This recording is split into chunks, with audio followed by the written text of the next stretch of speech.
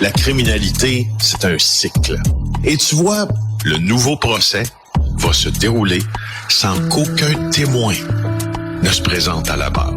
L'histoire des criminels racontée par l'unique journaliste d'enquête, Félix Séguin. Salut Félix. Bonjour. Un des comptables de Al Boivin plaide coupable. Oui, et c'est important cette nouvelle-là, non pas seulement parce qu'un individu plaide coupable, mais aussi parce que ça nous démontre l'étendue de la toile qu'a tissé Al Boivin au Saguenay-Lac-Saint-Jean. Al Boivin qui a été arrêté en cavale là, au début de l'été en Espagne, à Marbella, qui est une station balnéaire de la Costa del Sol. Il avait véritablement bâti un empire criminel au Saguenay. Alors de qui s'agit-il? Il s'agit de Brandon Côté-Hébert de la Baie, qui est le 5e individu en à peine un mois qui a reconnu avoir fait le trafic de cocaïne au profit d'Al Boivin.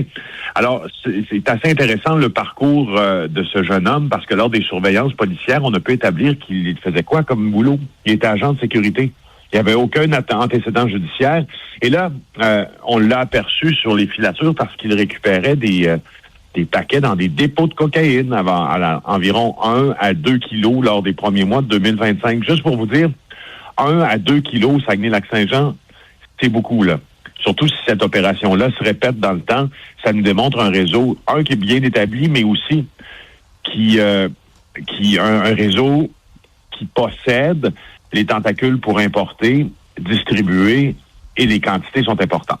Alors, on saute dans le temps si l'on veut, puis en 2025, au printemps 2025, on a perquisitionné son domicile, et là, on trouve 140 000 $. Encore là, 140 000 $ sur place, c'est beaucoup. Un pistolet, des munitions. Et on le décrivait un peu comme un comptable ou un trésorier au sein de cette opération-là. Il dit qu'il est tombé dans un engrenage, que c'était difficile d'en sortir. Mais tu sais, en même temps, là, il avait la fameuse liste avec lui, là, la liste de la comptabilité de l'entreprise Al Boivin, si je peux l'appeler comme ça, ou une des cellules d'Al Boivin. Ouais. Alors, quand tu as la liste de comptabilité, là, t'es pas un petit soldat là, dans la rue, là. On s'entend? Alors ça, donc 140 000 $ une fois. Après ça, ça s'ajoute à 114 000 $ qui ont été trouvés dans le véhicule du courrier de l'organisation.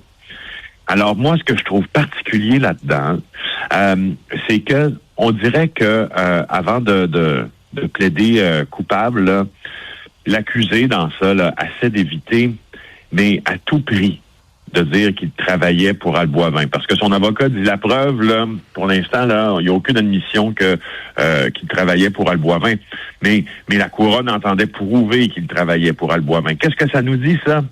Ça nous dit qu'Al Boivin, même arrêté, est encore dangereux et où ses proches peuvent l'être. Puis, tu sais, Félix, c'est intéressant aussi de voir le genre de structure financière qu'il y a dans ce genre d'organisation-là, parce que, tu sais, des fois, on voit, là, des vidéos sur les réseaux sociaux, tu sais, on a l'impression, là, tu sais, que ça flambe l'argent ou quoi que ce soit. Boivin avait pas ce genre de stratagème-là. On sent que son affaire, sa patente, c'était quand même assez structuré, là, les rentrées, les sorties d'argent, là. Ben, c'est ce que je m'apprêtais disons, à soumettre comme exemple, parce que si on fait, disons, la comparaison entre Al Boivin et Dave Turmel, ouais. Dave Turmel qui se mettait en scène là dans des habits flamboyants, avec du champagne, des femmes, etc., etc. Pour ce qui est d'Al Boivin, je sais qu'il l'a fait dans le passé. Je sais qu'on le voyait arriver, traverser le parc des Laurentides en Lamborghini, là. Alors ça voulait dire qu'Al Boivin était en ville, mais probablement, étant donné que sa cavale le justifiait, qu'il était un peu plus discret. Puis peut-être que le réseau de vente de stupéfiants aussi avait l'air un peu mieux rodé que celui que pouvait posséder Dave Turmel. En tout cas, c'est ce que... En attendant de voir l'issue de procès là concernant les vendeurs de Dave Turmel, ça nous permet de plonger un peu plus dans le réseau d'Al Boivin puis de voir que ça semble en tout cas peut-être un peu plus sérieux. Une histoire particulière, Félix, ça implique une chaîne de résidence pour personnes âgées qui poursuit maintenant au civil un de ses anciens dirigeants, puis c'est pas une petite somme là qui aurait détourné là à son profit. Hey, près d'1 million de $. C'est un gars qui travaillait pour les résidences Le Royal à Québec et à Lévis, puis sur une période de 2 ans, il a détourné 3/4 de million de $ à son unique profit. Puis, ce qui est très particulier dans ça, c'est que le stratagème de Yannick Maheu-Boucher semblait assez simple. En fait, il y avait un peu le contrôle des comptes, puis il se versait un salaire. Ça va bien. Il devait être payé, exemple, là, en 2023, il devait être payé un peu plus de 100 000 $. Il devait être payé 66 000 $, il s'est versé 104 000. En 2024, il devait être payé 93 000 $, il s'est versé près de 300 000. En 2025, il devait être payé près de 50 000 $, il s'en est versé 200 000. Alors, tu veux dire, j'ai une question quand même. Comment on en arrive, parce que le propriétaire des résidences a dit qu'il avait une confiance aveugle en lui. Ben, peut-être ça le problème.